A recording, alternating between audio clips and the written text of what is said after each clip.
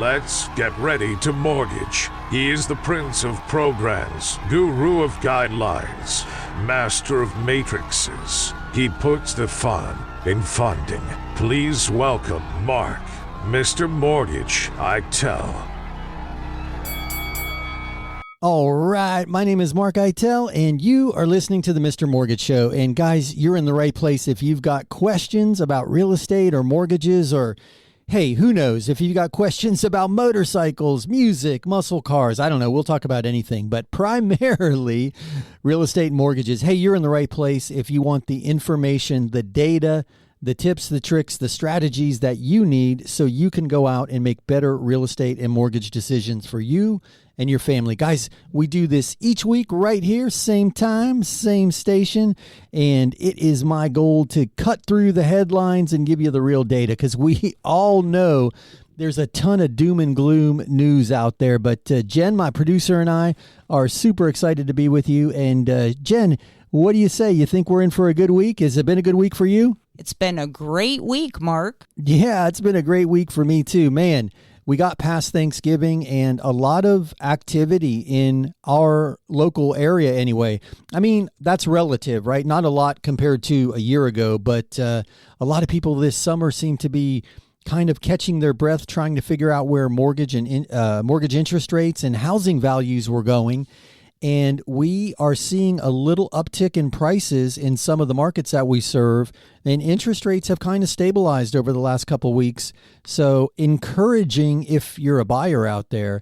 And we're seeing that. But hey, there was a lot of news this week in the housing market. There were some surprises from some of the home builders actually outperformed estimates, which, I mean, that was a real surprise for all of us. But in addition to that, we dissected the Federal Reserve Brookings Institute interview that happened at the end of November, and I sat through that whole 1 hour plus diatribe of eye glazing over data vomit. And unless you are a data geek like me, there are very few people that are going to make it through that entire interview.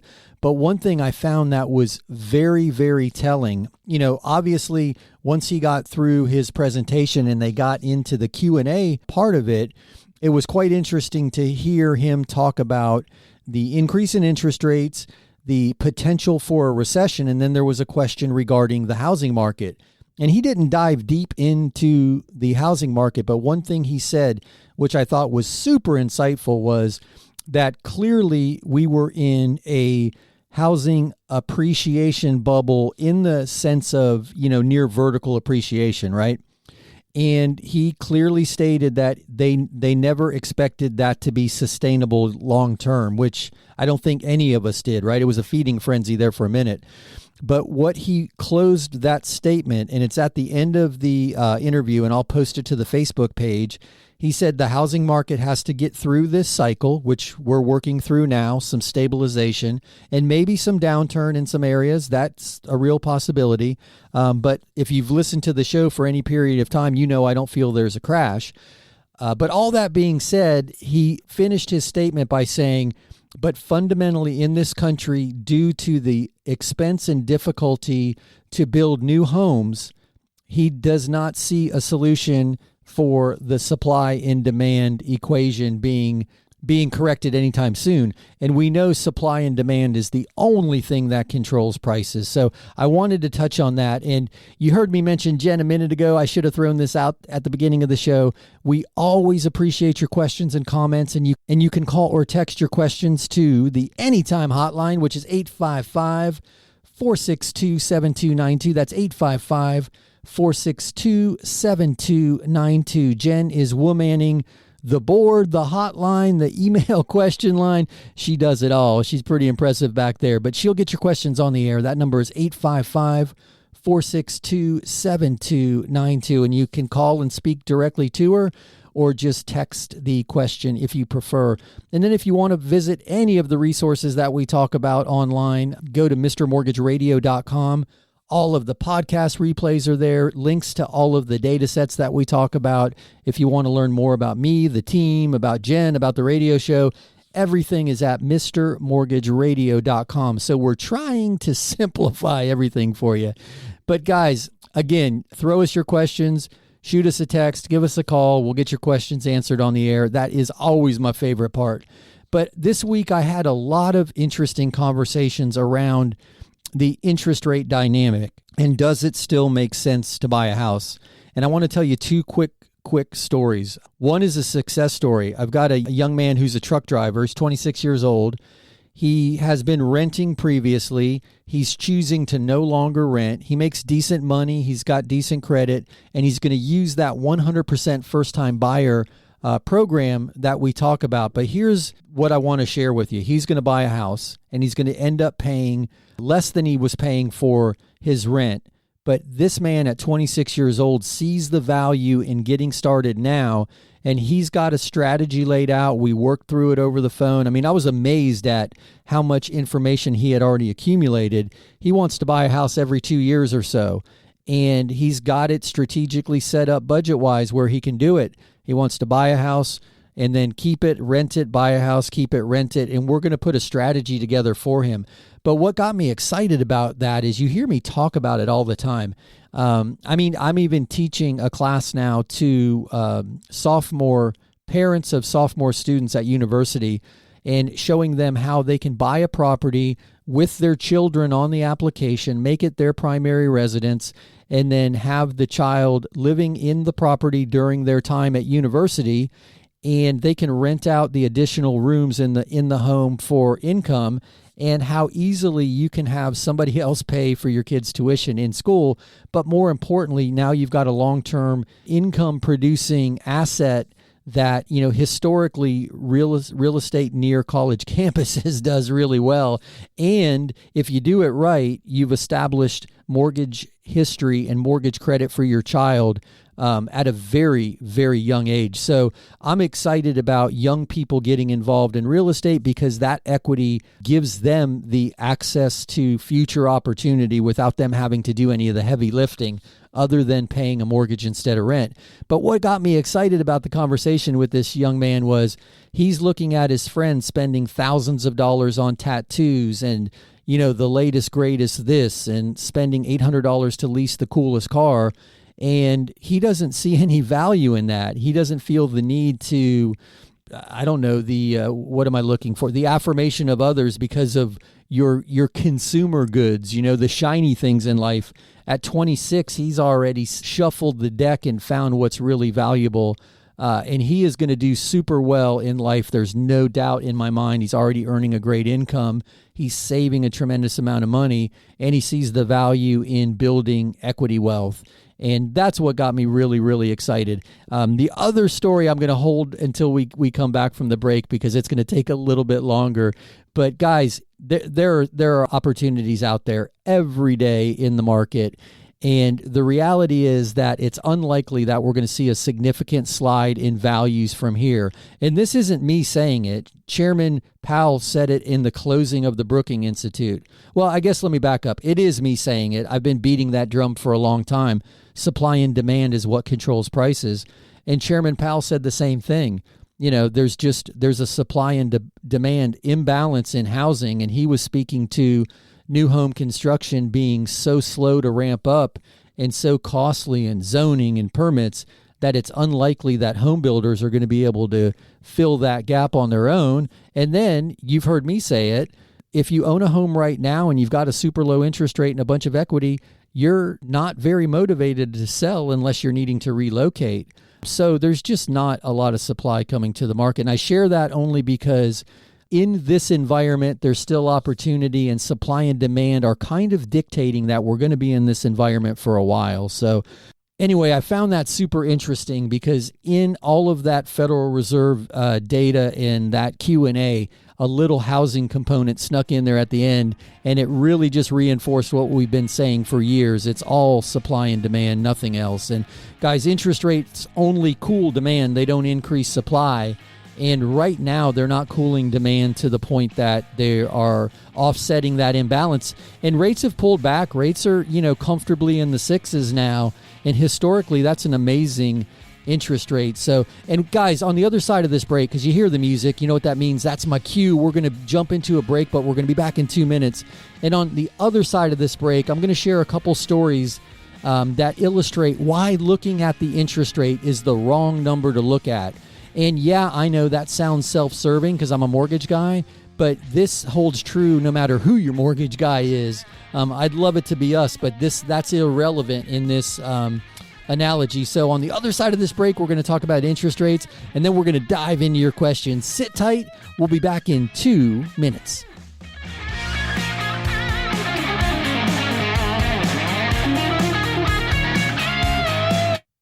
Hey, it's mark-eitel, host of the Mr. Mortgage Show. You hear me all the time talking about the need to have the very best team representing you in a real estate transaction, and that starts with a really great agent. If you've got a great agent, that's awesome, but if you don't, check out www.reallygreatagents.com. There you'll find the best of the best, regardless of the city they work in or the brokerage they work for. www.reallygreatagents.com, www.reallygreatagents.com. Here's another 5-star review.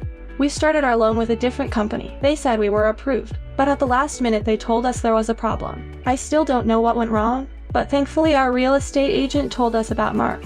I was pretty stressed, but it's the perfect house, so we gave Mark a shot. He got it done. I'm not sure what was different, but I don't really care. We even got a better interest rate and with less money out of pocket than the first guy quoted us. It was a great surprise. Yes, I'm happy to recommend Mark and his Mr. Mortgage team.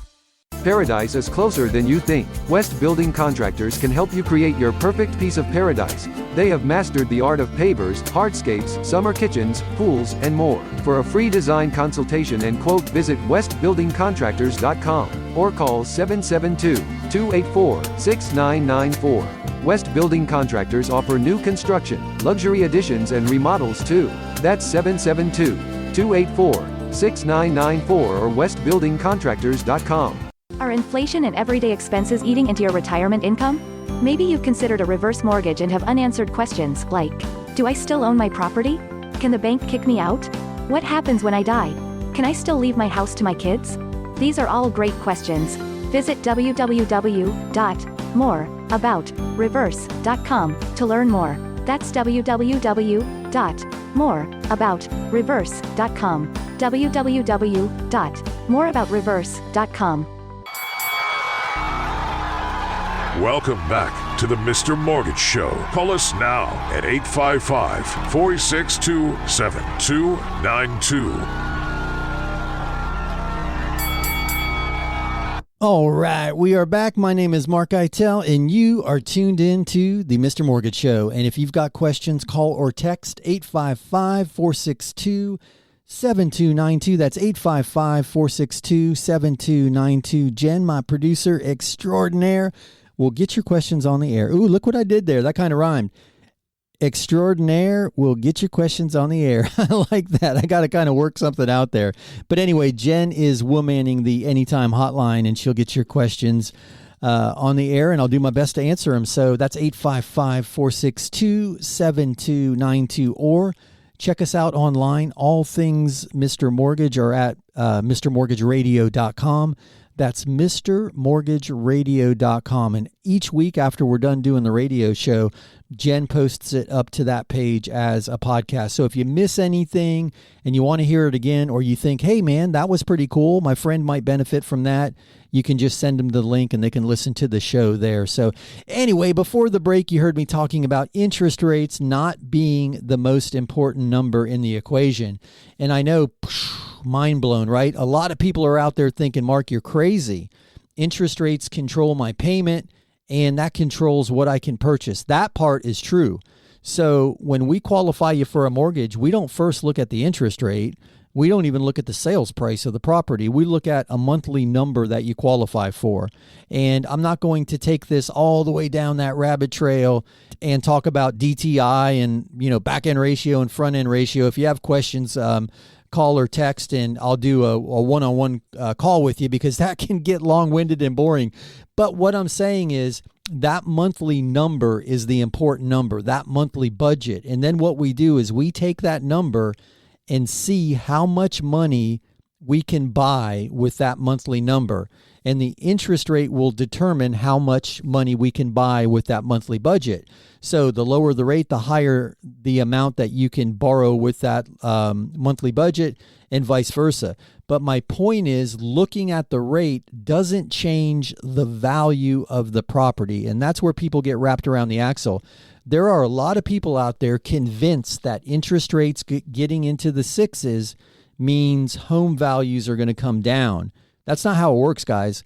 Home values are governed by supply and demand, and right now people are still willing to pay for homes. And yes, appreciation is slowing, but think about it if you're driving a car. Deceleration, which is slowing appreciation, that's far different than stopping, which is flat appreciation, and then again, far different than backing up, which is depreciation. If you're going down the highway at 100 miles an hour and suddenly you're going 35, yeah, that feels like you just hit a brick wall. And that's what's happening in real estate. But year over year values are still appreciating. And that home builder number that was released earlier this week that I was referencing that surprised everybody, their total volume in units is down and their total sales volume is down. But the total sales volume is less in a dollar amount than the unit volume because the prices are still going up. So that's what I want to share with you. Think about it this way, guys. If you go into a store and you pick a product off the shelf, you've got a Visa in your hand, you've got an Amex in your hand, and you've got cash in your hand. Does that cashier care which one of those forms of payment that you use in paying for that? And my point in this is the Visa card or the MasterCard, that's likely, 18%, 20%. Hell, I saw an interest rate the other day, 26% on this gentleman's credit card statement. So that's the highest interest rate. The Amex, you pay it every month. There's an annual fee. Some of the Amexes allow you to carry a balance with a lower interest rate, but let's say that's the middle of the three in the cost of money. And then cash obviously is the cheapest cost of money because there's no interest, there's no annual fee for using cash. But that cashier doesn't say, oh, well, hey, Mr. Buyer, I see you're using a higher interest rate form of payment. So yeah, I'm not going to charge you $75 for this electronic item. Yeah, I understand it's going to be more of a monthly payment for you. Let me lower it to $50. The cost of the money, the method of payment has nothing to do with the value. Now, if suddenly nobody wanted to buy that item anymore and they had backstock and they were overflowing with this item, yes, then prices are going to go down, but that's a product of supply and demand, not the cost of money. So I'm sharing that because there are a lot of people that are just, they've got all of the information, but they're just missing it a little bit because they're not really evaluating what is controlling these levers. And I talked to my friend Juan. You've heard him on the air with me in the past, and I'm going to try to see if I can get him on for another interview because the guy is brilliant. He runs a real estate team in Tampa and one in Michigan. And we were talking about this, and he watches sales data weekly. Listings, pending sales, canceled contracts, reduced prices, everything. And in the Tampa market, in the market that he serves, the prices peaked at the beginning of the summer, and then everybody got scared when rates ran up to 7%, and he saw lower prices for a month and a half.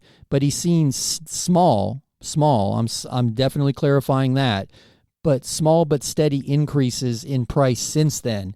And that flies contrary to the headlines. And when I talk to agents in the other markets that we serve, that's pretty consistent. Year over year, prices are still appreciating. So don't get yourself wrapped around the axle and think because interest rates are higher, prices automatically have to come down, because that is not how it works. And guys, I hope you found that analogy helpful, because that was the best I could come up with on the spot. But it just dawned on me because the cost of the capital doesn't dictate the price in any other arena. And somehow people expect that to happen with housing. So anyway, you hear me all the time mention your questions. They are my favorite part of the show. So let's get your questions rolling. I'm going to throw it over to Jen for a question. What do we have, Jen? Kim is asking, we are retired and earn very little income, but we have a nice amount of money in stock. What are the options for a mortgage if we buy a rental property? Hey, Kim, that's a great question. So if I'm understanding this correctly, you want to buy investment properties, which is a brilliant strategy to add additional income if you're retired. And again, I'm making some assumptions based on Jen reading me that question. So there is a loan, we talk about it all the time, called the landlord loan. And that's a great loan product for investors and first-time investors too. It requires a 20% down payment and credit and asset verification. So we're looking at your credit score. We're confirming that you have adequate assets to meet the guidelines, which are typically the down payment, and then depending on your score and the purchase price, a number of months of reserves. But it sounds like you've got all that sorted. So that's it. With those two boxes checked, if you will, we now look at the property as the source of income to repay the mortgage. So there's no income verification. There's no personal income requirements with this loan program for an investor as long as the property cash flows. And the very cool thing about the landlord loan is it can be a one-to-one ratio. And what I mean by that is a typical investment property loan requires you to collect more rent than the mortgage payment is. And the mortgage payment, in the eyes of this calculation, consists of the principal, the interest, the taxes, and the insurance. And if it's a property with an association, obviously that fee as well. So the total monthly cost of owning that property. Now, with the landlord loan, let's say that number is $1,000. And I know in this market, it's probably unlikely. The only place you're going to buy that property is in Fantasyland. But let's assume Fantasyland just had a new listing for an investment property that would fall into that category. If you are paying $1,000 a month in expenses and you're collecting $1,000 a month in rent, with the landlord loan, that's considered cash flow positive and that's fundable. In a traditional scenario and the other loan products that are available, you're going to want a 1.25% ratio. So you would be collecting $1,250 a month in rent against a $1,000 payment. So it's a really, really good loan product for investors, first-time investors as well. And if you're an investor, you know this already, cash flow is the most important part of that deal. And this loan product has an interest-only component. You can do interest-only for the first 10 years, and then it converts to a 30-year fixed-rate mortgage. So it's super exciting because it lets you generate a ton of cash flow because interest-only payments are typically the lowest debt service, and you can maximize your cash flow on the front end of that deal. And who knows, you could sell or refi it before the interest-only period ever expires. But brilliant question. I hope that helps. I appreciate you for that one. If you need more information about that, just give us a call or shoot us a text. But you hear the music, you know what that means. That's my cue. We'll be back into Sit Tight for 2 minutes, and we'll be back with more of the show.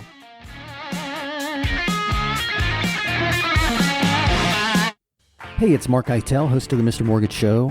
You hear me all the time talking about the need to have the very best team representing you in a real estate transaction. And that starts with a really great agent.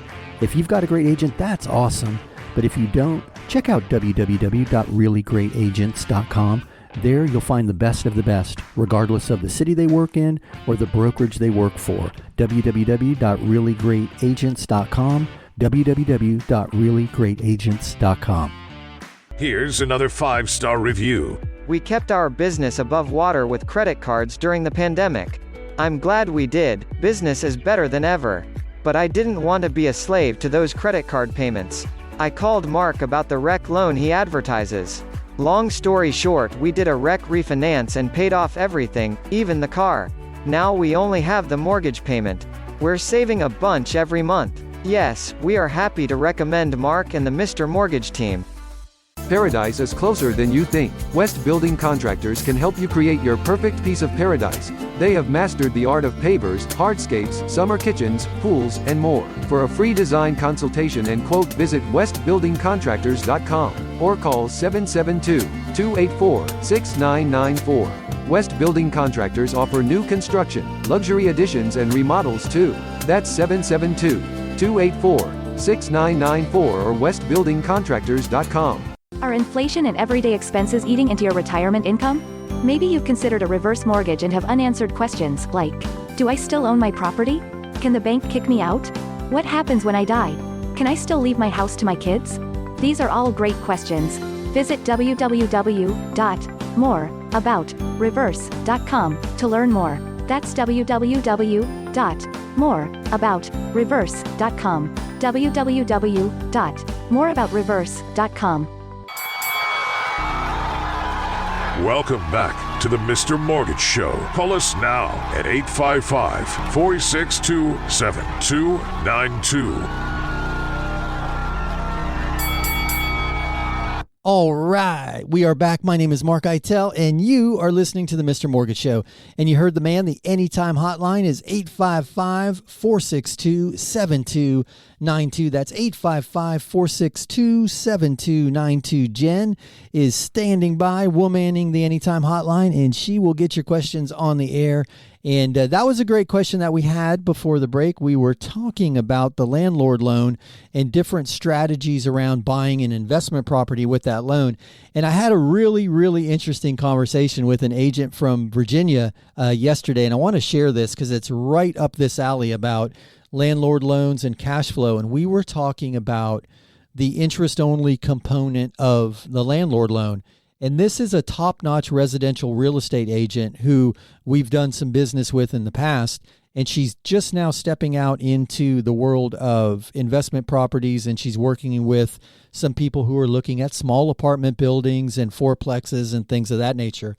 So we were sitting together and going over some loan programs and some strategies that she can get a handle on so she can best serve her clients. And guys, I do that all the time. If you're an agent out there and you want to jump on one of those calls, you are more than welcome to join. We do it every Tuesday at 2. It's an open forum, Q&A. It's a conference call, and I just answer questions. So anyway, back to the story. She was unaware of the interest-only component in the landlord loan, and we were talking about the pros and cons of that. And there are very, very few cons in the mind of a true real estate investor. And the reason is cash flow. So she had a great question, a brilliant question, by the way. She said to me, what happens if the property doesn't appreciate and they have to sell the property in 10 years and they've paid down no principal? And that's the difference in evaluating a deal from a pure cash flow play to evaluating it from the strategy of building equity.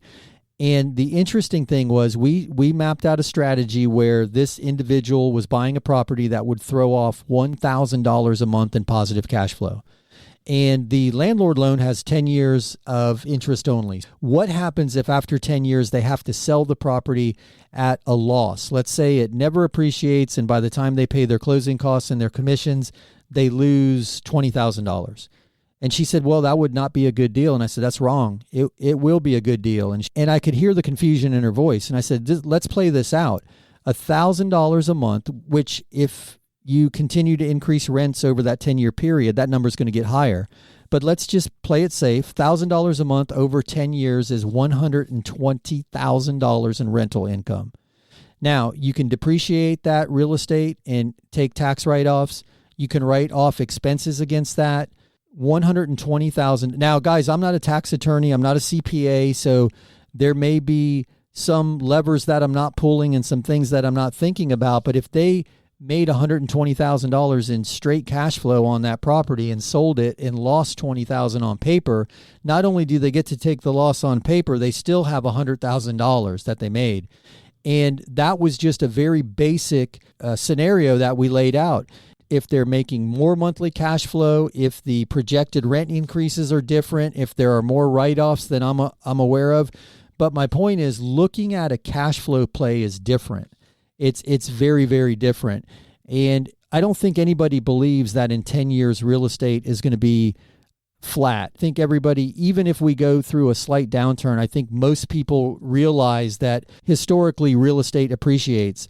I've told stories in the past of people who bought at the peak of the peak of the peak in the summer of 2005, and in some markets it was. and then rode the crash all the way down. The property was worth less than half of what they paid. They continued to make the payment.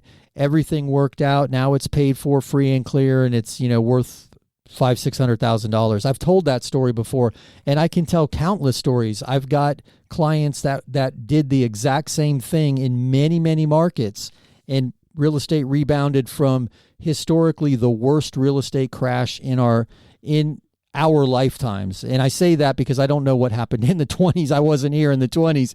But my point is, over time, real estate performs very, very well. And if somebody else is paying the bills in the form of rent, there's not a lot of concern when it comes to that. So I thought that was an interesting way to look at it. We had a lot of back and forth conversation, and I think we both walked away from the conversation enlightened. But I'm not saying go out there and lose money. You should never intend to lose money. But I was just using that example that there are other ways of creating value around real estate than just a pure cash my equity out when I sell the property. So, and not to mention, you can roll it into a 1031 exchange to defer capital gains and keep moving into additional investment property. So anyway, I didn't want to get too sidetracked with that, but that's where my mind went when we came back from that break. So, hey, Jen, do we have any other questions? I want to keep this rolling. Tina sent this one. I love your show. We listen every week. We're planning to buy soon, but can't figure out if offering a lower price or asking for a buy down is the best option. How do we figure out the math? Hey, Tina, thank you for that. And thank you for listening every week. I really, really appreciate that. This is an easy one. So if you're looking for a monthly payment savings, right, then almost always buying the rate down makes more sense than just offering a lower sales price. So that's a pretty easy most of the time. Now, if you want to work through a specific scenario, I'm happy to do that. And I've got a rate buy down calculator that I can send to you if you'd like it, where you can plug in the numbers and see what buying the rate down 0.5%, 0.75%, even the 3-2-1 buy down strategy. You can see right there on paper what that'll do for you monthly savings wise, and then you can compare that against a lower than asking price offer at the interest rate of the day. But almost always lowering the interest rate, it's a net benefit in monthly payment savings to go that route than just lowering the sales price by the same amount of the contribution, if that makes sense. So I appreciate you asking that one, because right now the interest rate buy down strategy is making a big difference. There are a lot of people out there right now that are convinced interest rates are going to come back down. And I think they're going to come back down too. I just don't think they're going to come, personally, I just think they're going to land somewhere in the 5s. But here's the thing. With the 3-2-1 interest rate buy down, you could have a start rate in the 3s, which is amazing to me right now in this market. And it'll step up from the 3s to the 4s to the 5s to where we are today in the 6s, which historically is still a good interest rate. So the interest rate buy down strategy really increases your buying power. You're still going to have to qualify at the highest interest rate. You're not qualifying at the 3%. But it does provide a significant monthly savings stepping up over the first 3 years. And if you're right and interest rates dive back down in that time, you can always refinance the property. But great question. I appreciate that one. And as I mentioned, right now, almost all of the offers that we're seeing have some type of seller concession, either in a reduced sales price or with the contribution towards closing costs, interest rate buy down, things of that nature. And we're seeing a lot of success with the 3-2-1 buy down strategy, right? Which everybody is excited about that one.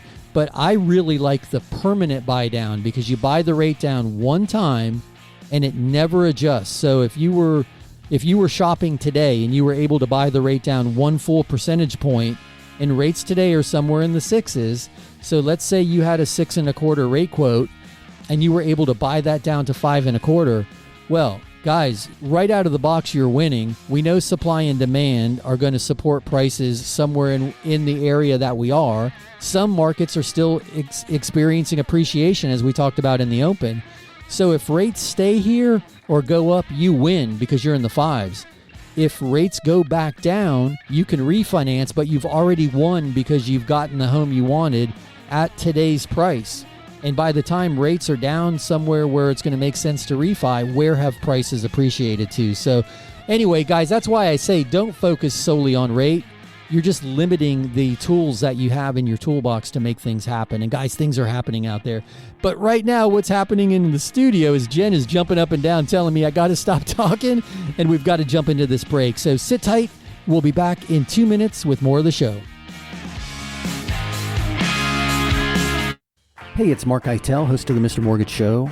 You hear me all the time talking about the need to have the very best team representing you in a real estate transaction. And that starts with a really great agent. If you've got a great agent, that's awesome. But if you don't, check out www.reallyGreatAgents.com. There you'll find the best of the best, regardless of the city they work in or the brokerage they work for. www.reallyGreatAgents.com. www.reallyGreatAgents.com.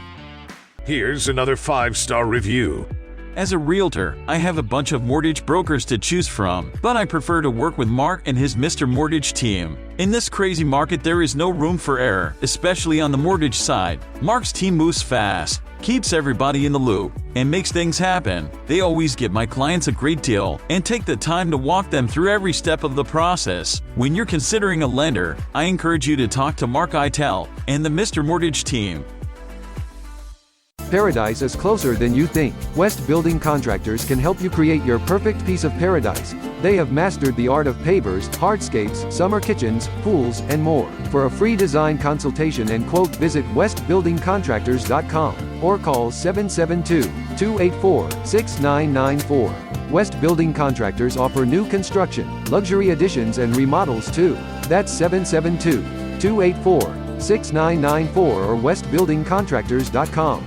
Are inflation and everyday expenses eating into your retirement income? Maybe you've considered a reverse mortgage and have unanswered questions like, do I still own my property? Can the bank kick me out? What happens when I die? Can I still leave my house to my kids? These are all great questions. Visit www.moreaboutreverse.com to learn more. That's www.moreaboutreverse.com. www.moreaboutreverse.com. Welcome back to the Mr. Mortgage Show. Call us now at 855-462-7292. All right, we are back. My name is Mark-eitel, and you are listening to the Mr. Mortgage Show. And you heard the man. You can call or text your questions to 855-462-7292. That's 855-462-7292. And I know we've got some questions waiting over there. I was talking to Jen during the break, and she says, man, you have been long-winded. So anyway, I'm going to try to get through all your questions. So let me throw it over to her now. Jen, what do we have? Chuck sent a text. I own my house outright and plan on leaving it to my son. Can I add him to the title to prevent inheritance tax? Hey, Chuck, that's a great question. And I'm going to start by saying I am not a tax attorney, so I do not, or CPA. I'm not comfortable answering the tax component of that question. But if you add your son as a joint tenant to the title and you die, it's going to become his. He'll be the sole owner. By presenting the death certificate, that is now 100% his property if he's the only joint tenant on the property. So I do know that, and there's a ladybird deed strategy which can help with probate, but those portions of the question are better for a probate or a tax attorney. But as far as making the transfer of ownership smooth and simple upon your death, I do know that joint tenants may be what will help you accomplish that. But I'm happy to get you in touch with a tax attorney or a probate attorney if you like, and I'm sure I can get somebody on the phone that'll just do a consultation with you at no charge to see if they can even help you accomplish your goals. So hopefully that helps. Jen, what else do we have? Max is asking, we received an offer to buy our house. They want to give us a big down payment and they want to take over our mortgage. Is this legit? Hey, that was Max. Okay, so that's called subject to the mortgage. And you're going to see more and more of that right now because people are out there willing to invest in real estate and they want to take over that super low interest rate. But technically, there's a due on sale clause in almost every mortgage note. What that means is if you transfer the ownership of that property out of your name into someone else's, technically that mortgage can be called due. And I know there's a ton of real estate investors out there right now that are screaming at their radio saying that they do it all the time and there's never been a note called due. And I get it. I've heard that side of the argument too. I err on the side of caution because I don't want to be in the middle of a deal that goes sideways because of some due on sale clause and I'm trying to, capitalize on someone else's low mortgage rate. I'd rather buy a deal on the merit of its values today. But I get it. A lot of people are out there are living in this space. But here's where I'll caution you. And most of the time they're doing this with a quitclaim deed. So you're deeding the property to them. And the deed is the ownership instrument. So they own it, but you still own the debt.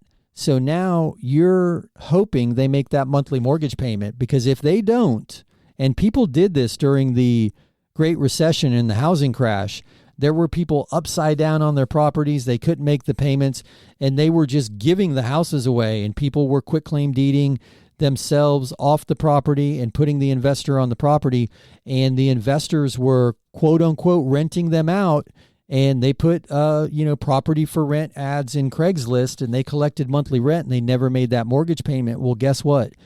That mortgage is still in your name. That debt is all yours. You don't transfer the debt to the buyer unless it's an assumable loan. I guess let me back up and say, if they're asking to assume the loan, then that takes the risk away, because they can assume the loan and then the loan is now in their name. But the way I'm understanding that question, my mind immediately went to the subject to mortgage strategy. And in that case, if you're just deeding the property to the buyer and they're giving you the down payment and promising to pay your mortgage, there's a lot of risk in that deal for you, primarily around the idea that if they don't make the payment and you now suffer that black eye on your credit report, but also you're getting dragged through a foreclosure, and nobody wants to do that. Now, if I misunderstood that and we're talking about an assumable mortgage, that's an entirely different animal. And not only is it legit, it makes sense to do it right now, because if you've got a super low interest rate and somebody can assume it, it makes your property that much more attractive. But I guess let me do this. Let me encourage you to give me a call when we're off the air so I can better understand that. 855-462-7292, and then make sure I'm giving you the best answer. But man, great question. I appreciate that. Hey, Jen, do we have another one? Here's a question from Hal. What is the minimum age to qualify for a reversible mortgage? What happens to our house after we die? Do our kids get stuck paying it off? Hey, Hal, that is a brilliant question. So the reverse, it's not reversible. The reverse mortgage has a 62-year-old age threshold. Now, there is a hybrid reverse mortgage out there for people as young as 55, but it has higher value requirements. It's not used very often. Almost, 9 out of 10, probably more than 90% of the reverse or HECM loans are the traditional reverse mortgage, which requires you to be 62 years or older.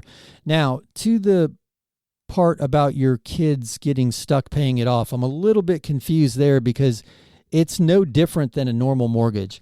If you have a mortgage on your property and you die and you leave that property to your kids, that mortgage doesn't disappear.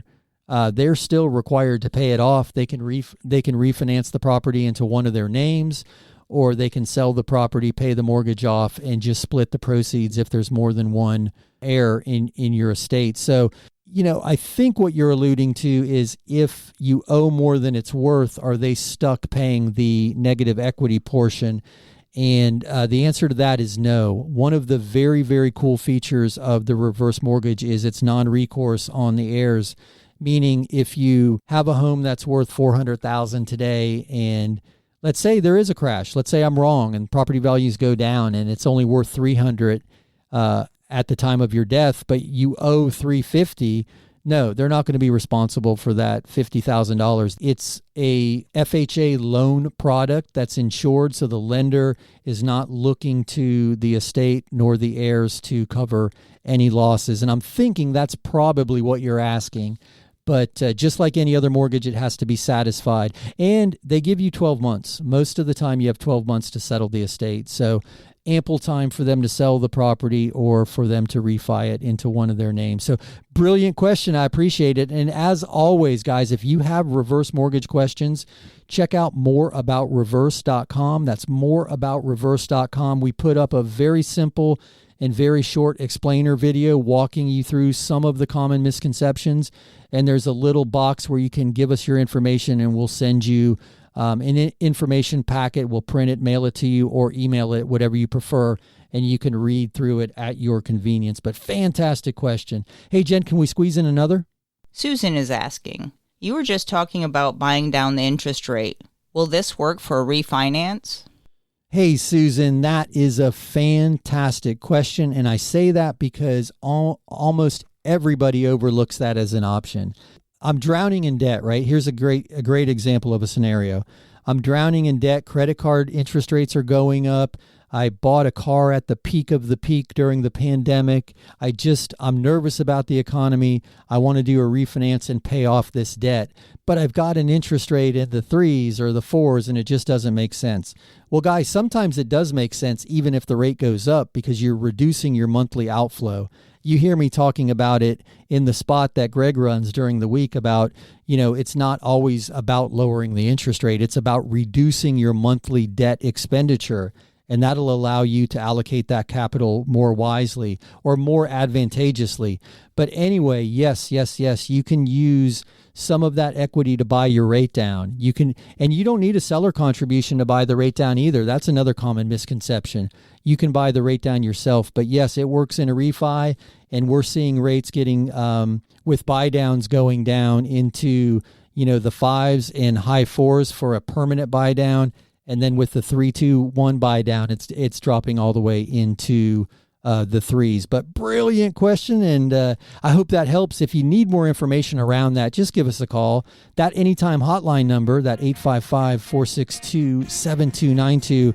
When we're here on the air, that rings right into the studio. But during the rest of the week, that pushes to my office so we can still take care of your questions. 855-462-7292. But hey, you hear the music? You know what that means? That's my cue. We'll be back into Sit Tight. On the other side of this break, we're going to dive into more of your questions. Hey, it's mark-eitel, host of the Mr. Mortgage Show. You hear me all the time talking about the need to have the very best team representing you in a real estate transaction. And that starts with a really great agent. If you've got a great agent, that's awesome. But if you don't, check out www.reallyGreatAgents.com. There you'll find the best of the best, regardless of the city they work in or the brokerage they work for. www.reallyGreatAgents.com. www.reallyGreatAgents.com. Here's another 5-star review. My wife and I own a small business. And the way our accountant file our taxes, we don't show much income on tax returns. Because of this, it looks as if we don't make the money. This was a problem for our bank when we applied for a mortgage. But not for Mark. He verifies our income by using our monthly bank statements. Mark and his Mr. Mortgage team made a big difference for me. Yes, I am happy to recommend Mr. Mortgage Mark. Paradise is closer than you think. West Building Contractors can help you create your perfect piece of paradise. They have mastered the art of pavers, hardscapes, summer kitchens, pools, and more. For a free design consultation and quote, visit westbuildingcontractors.com or call 772-284-6994. West Building Contractors offer new construction, luxury additions, and remodels too. That's 772-284-6994 or westbuildingcontractors.com. Are inflation and everyday expenses eating into your retirement income? Maybe you've considered a reverse mortgage and have unanswered questions like, do I still own my property? Can the bank kick me out? What happens when I die? Can I still leave my house to my kids? These are all great questions. Visit www.moreaboutreverse.com to learn more. That's www.moreaboutreverse.com. www.moreaboutreverse.com. Welcome back to the Mr. Mortgage Show. Call us now at 855-462-7292. All right, we are back. My name is Mark-eitel, and you are tuned into the Mr. Mortgage Show. And friends, we are so glad that you're spending some of your day with us. Man, we really, really appreciate your time. And I know Jen is doing her best to get all your questions on the air, and I'm doing my best to work through them because some of them take a little more time to answer. So, guys, if there's a question that you hear and you didn't get the entire answer or it sparked another question in your mind, always feel free to give us a call, 855-462-7292. As I mentioned, that rings here live while we're on the air in the studio. But more importantly, that pushes to my office during the week. And no pressure, no hassle, no obligation. If I'm available, I'll jump on the call with you myself and just walk you through anything. A lot of times we're in the car and we're driving and we pick up half of something or we catch the tail end of a conversation. And if you want to hear more, you can always go to mrmortgageradio.com and listen to the entire show again. That's at mrmortgageradio.com.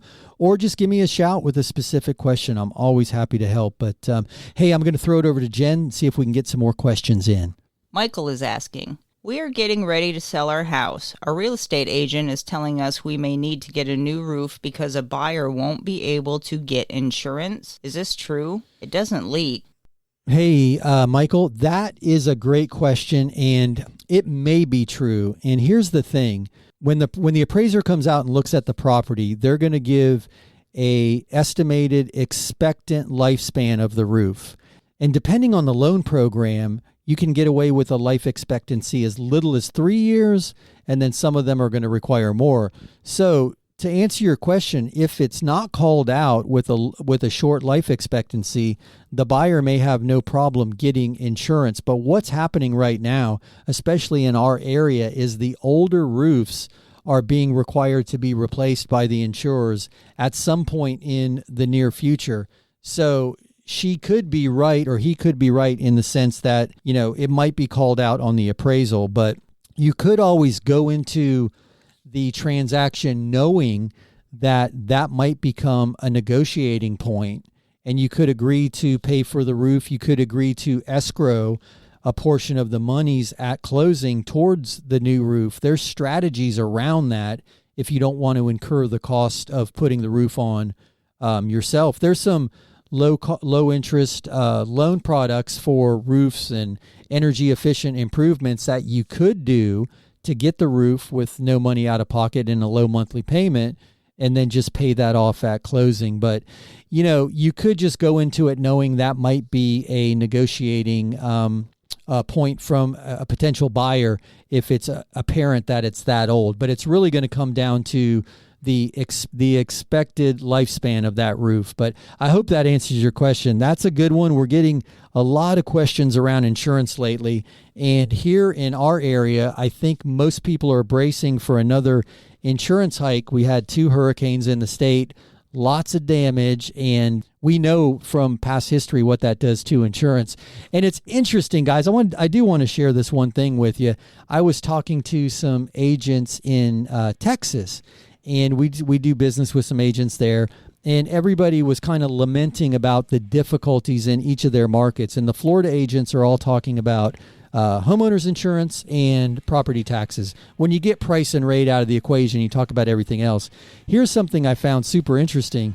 In Texas, in some neighborhoods, they're paying as much as 3.9% for real estate taxes. And if you think about that for a minute, that's $20,000 on a $500,000 property. That suddenly makes Florida real estate taxes sound super, super cheap. And the state has no income tax. So it seems like we've got some room to absorb some insurance costs on the overall grand scheme of things, if you will, because there are areas paying far more in property tax and paying income tax. So I think Florida is always going to be a desirable destination when it comes to real estate. But anyway, you hear the music, you know what that means. We've wrapped up another week. Man, where is the time gone? I'm having so much fun with you. Guys, if you enjoy the show, if you find any of this informative or helpful, I'm hoping I can count on you. If you know anybody who's thinking of buying or selling or refining real estate, please introduce them to me. or introduce them to the show. I'd encourage them to call and we'll answer their questions. 855-462-7292 or MrMortgageRadio.com. That's a wrap. Join Mark-eitel next week for more thrilling, edge-of-your-seat discussions about real estate and mortgages right here on The Mr. Mortgage Show.